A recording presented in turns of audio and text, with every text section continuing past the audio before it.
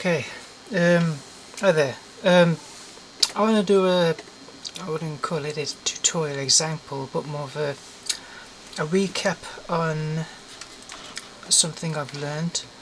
I came across a tutorial a while ago showing how you can use geometry shape keys to generate animatable sprites within the 3D environment. I mean, there are other approaches of creating sprites in 3D environment, uh, particularly using animated UV textures, and that would also require some Python knowledge in order to actually get it to animate on cue with the logic bricks and that sort, which is great when you finally learn how to use Python.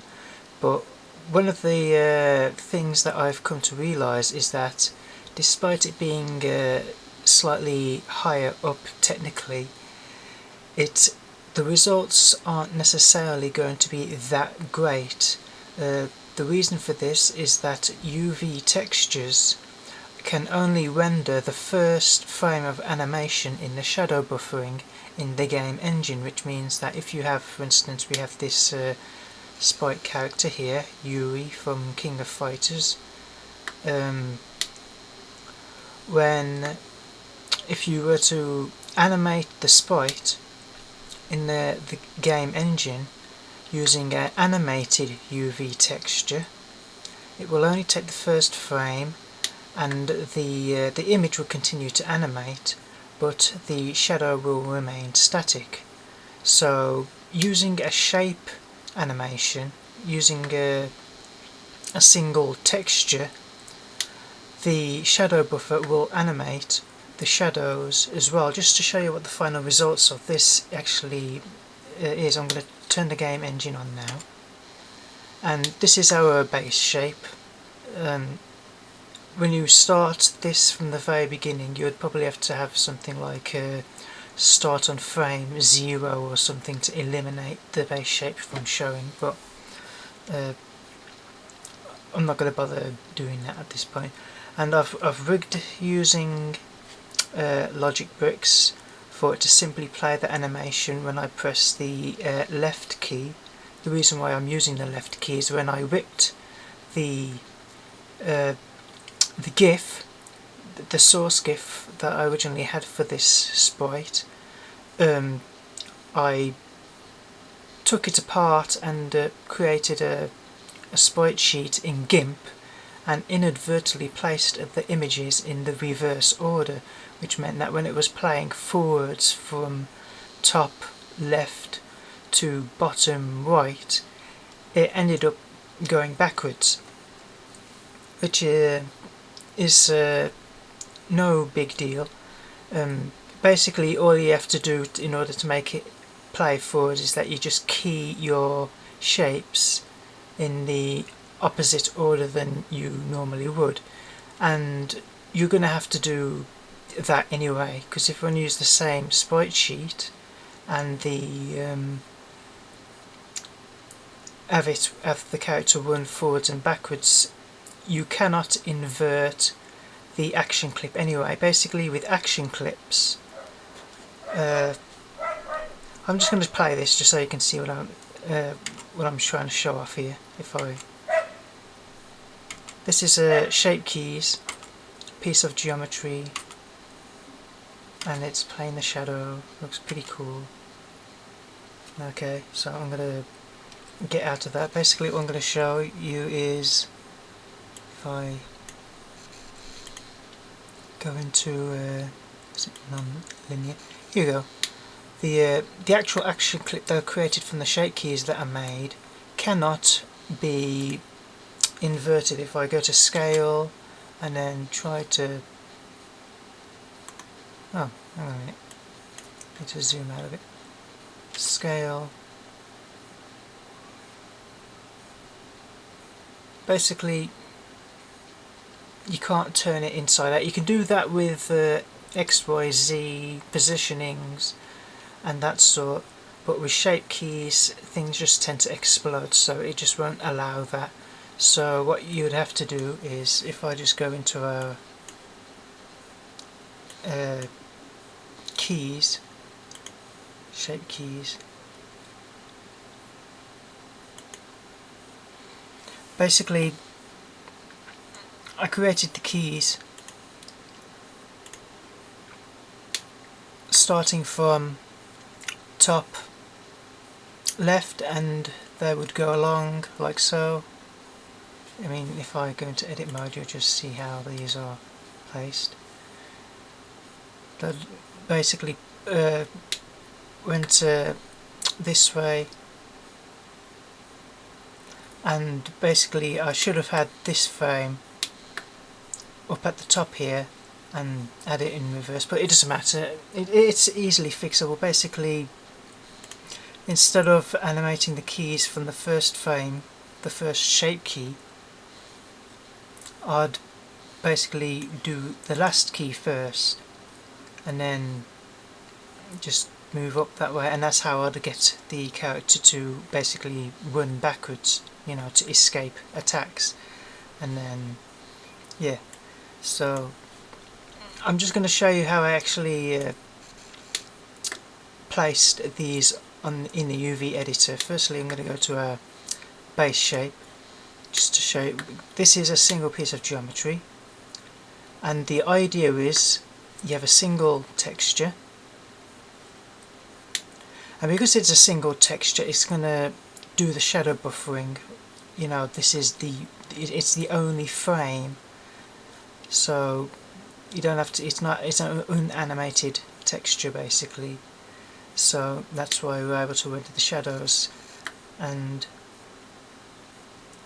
we just basically animate the reveal and hiding of each individual image throughout each face. And the way that works is that you select the face in which you want to reveal, and you would basically invert this selection so that all the frames that you have selected are the ones that you don't want to display, and then you simply Shift S and you basically selection to cursor, and it's all crushed into a single point. The cursor is placed on an empty which our sprite geometry has been parenting to. It doesn't really matter where it actually goes. It's going to be completely invisible, crushed like this. You can't see it, but it's still there. Originally, when I tried to do this, I was using vertex groups, you know, thinking I'm going to crush the whole thing into a single flat plane and make it look like a single sheet all the time, and that meant also crushing the actual base shape. And what that resulted in was potential geometry explosions or shape explosions. Basically, it kind of like sucking everything into a black hole, or things just stop making sense as far as the software is concerned. So you want to make sure that your base shape remains stretched out like this, so that you can essentially make sense of it all. And originally I did just use Control D to duplicate each face, but if you decided that you've created all the well, technically you just need to use the shape keys, like I said, to actually animate this backwards, so you don't need to create double the amount of geometry and then place their UVs in reverse order on the sprite sheet. It's just a waste of geometry.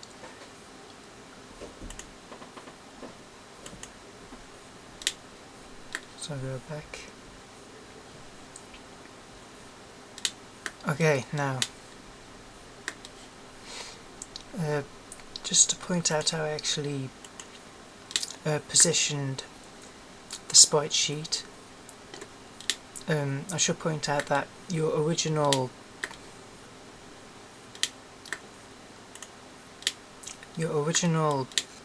dimensions of individual frames, you basically want to interpret that on the geometry. So for instance,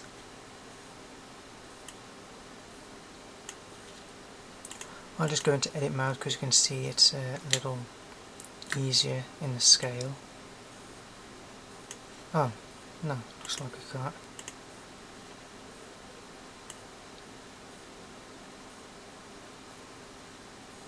Oh, there's scale on here now.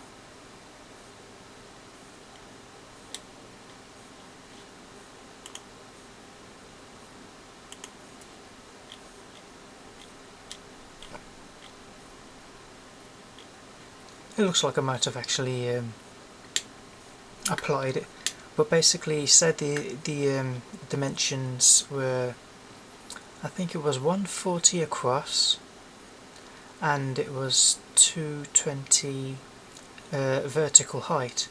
So in your XY values, you would basically interpret that as 1.4 across and 2.2 down, because I mean, if you actually use full numbers, you'll end up with a huge plane, and you want to keep it as small as possible. You're just interpreting the dimensions, and it's not going to transfer directly into the UV sheet, unfortunately. But all you have to do in order to get things to fit snug is when you go into edit mode, you select all your faces, and when you use unwrap, you would set this to orthographic and front, and you would basically unwrap and you would use project from view, and they'll all appear in one place. And what you'd do is, for all the top left corners, you'd set these to 0 in the X, and also for the bottom left corners also 0, because it counts from 0 upwards across. And then for the right side corners, you would input the 140 pixels across, because the UVs in the sheet measure in pixels.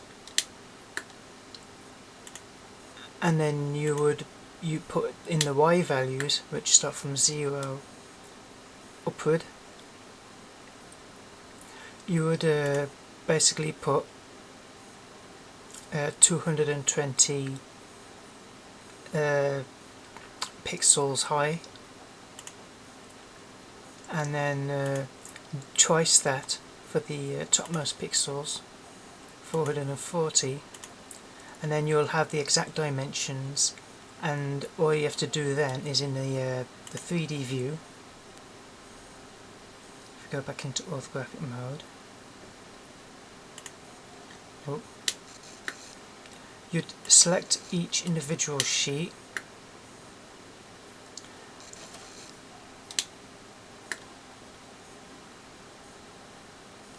and then in the UV view, you'd simply press G to grab. Oh, can't seem to. Hang on a minute. Face mode.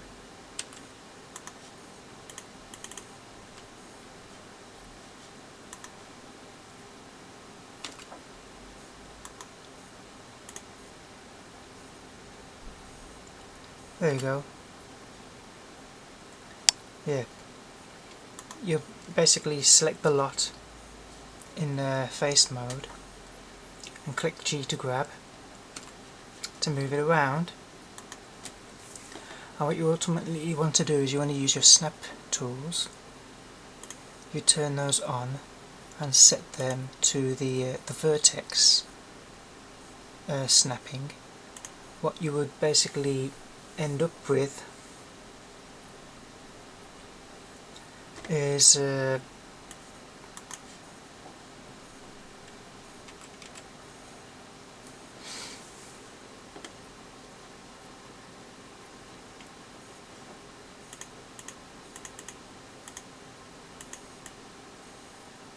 basically snap together. I mean, you're gonna have the whole thing selected to actually highlight these anyway, but you just basically have to move this. You just move the one face aside so it's out the way, then select the lot so they all appear, and then when you do that, click on Snap Tools and it'll click exactly in, and once they start clicking in exactly, it's pretty much child's play. Just keep snapping them next to each other in order. I mean, you get the order by simply clicking the faces in 3D view, like so, like so, like so, like a dog. And that's how you do your UVing for the geometry. The next thing is the shape keys. Shape keying, you just want to basically, however many frames that you're gonna intend to do, just basically create all the shape keys in advance. Just keep add until you've created your full list. Rename them appropriately, and then that way when you go in to do your shape keys, you never actually have to leave edit mode. You just click on your first key and it'll jump automatically to look like this in its base state. Adjust it by selecting all but the frame that you want to display and crushing it into your desired place. Doesn't matter where. I mean, as long as it's crushed into a single vert. We'll just show you again. We'll say that this is the frame that we want to display first. I mean, well, we'll assume that we're on the 5th frame, and we'll invert the selection, and then shift to cursor. So if it, as far as all is concerned, all the other frames have disappeared, and then you can reselect the display frame. And what you want to look at up the top here, there's a transform called median, and in this it assumes that the Z value is actually, when it's at the 0 value in Z, represents the outermost face, the front face of your base shape. So basically, with the frame that you've selected, you just simply want to 0 to the Z value, and it brings that forward to the display position where your first image would be, and you do that for each and every one, so that as far as all is concerned, each frame being displayed never shifts position and it looks like an animated sprite, and you don't see it wobbling up all over the place. You keep it consistent, and then you just basically, that's it, that's your key, that's your shape key done, and then you just click onto the next one. I'm just going to undo this. The next thing, once you've created all the shape keys displaying, you need to be very careful about when you're creating the keys. I'm just going to turn, I mean, you don't really need to see this. This is basically some basic logic bricks. It's the keyboard, and then the action clip that is created after we've keyed everything in order to play it in the game engine. So I'm just gonna, okay, now these are all the keys that I created. Basically, in order to actually get this to look right, you have to key absolutely every single frame. Basically, you have to think in terms of each image as an exposure, and because we're doing double framed animation here, say it's running at 30 or 24 frames per second, it's going to be running on 12s or 15s. So the first frame is going to be the first exposure of the first image, the second frame is going to be the second exposure of the first image, and it is on this second frame that you want to make sure that the next frame that you intend to expose is keyed as a 0, because when you're making keyframes, it's going to be looking at something and it's going to go, oh, you want me to go from this to that, and you want to make sure that the where it starts from is keyed right before the state that you want to turn it into, so that the jump is instant and there is no interpolation between the frames. So at this point, the second frame, sorry, at this point the hang on, here we go, let's see if we can talk through this as easy as we can. The first frame exposure, second frame exposure, and you can see here the next frame that we intend to expose has been pre-keyed as 0, so we know that we do not want it to be displayed at all until the very next frame. And of course the first frame has been keyed as 1 also, so that it doesn't go down to 0.5 when we try to shrink it out of existence. So when we go to the third frame, when we would key that as 0 right away, so the previous key,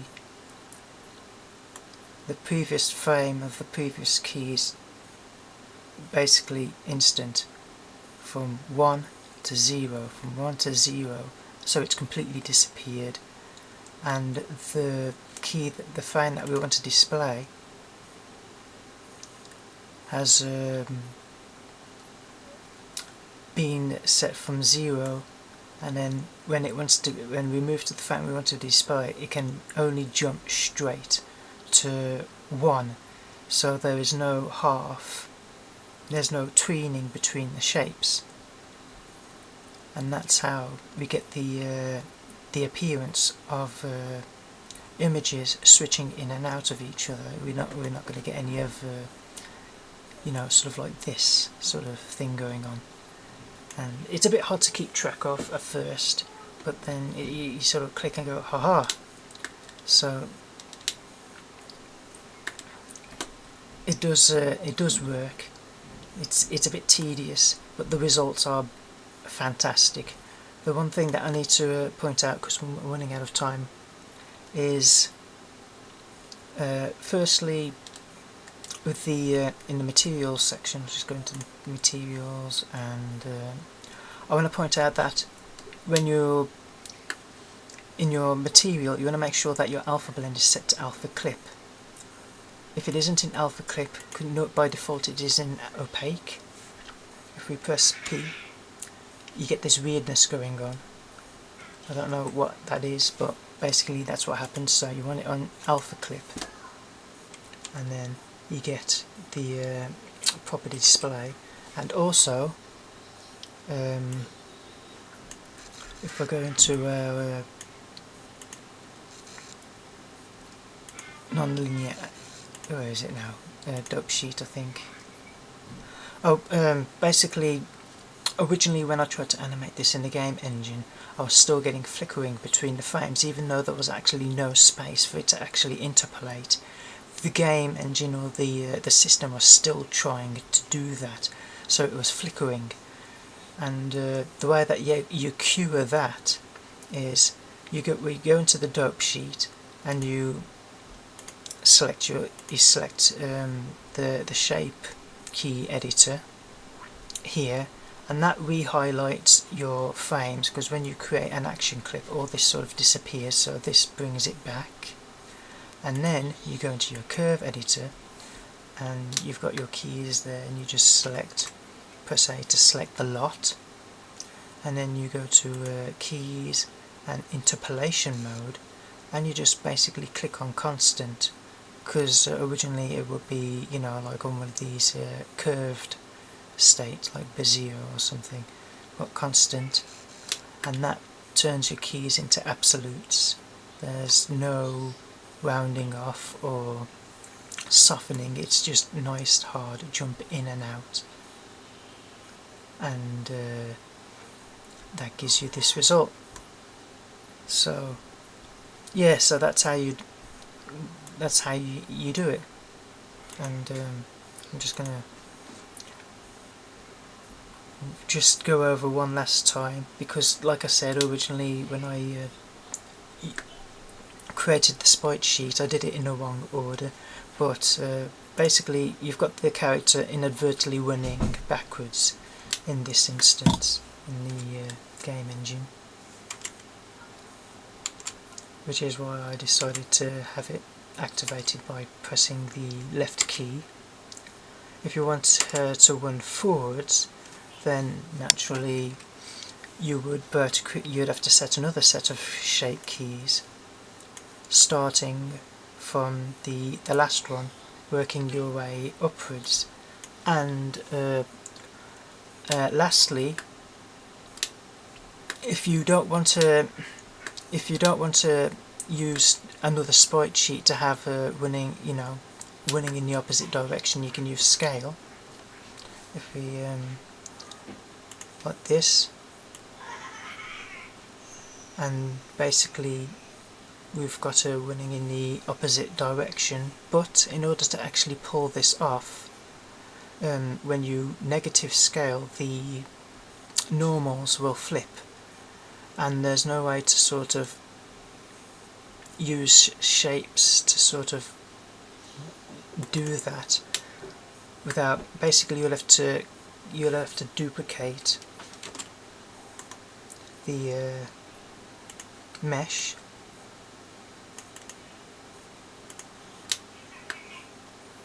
and then scale x -1, and as you can see she's running in the opposite direction, but you'd have to basically go into edit mode, select the lot, and then where is it now? Normals. Where is it? Basically you just have to flip the normals and use replace geometry in the game engine to display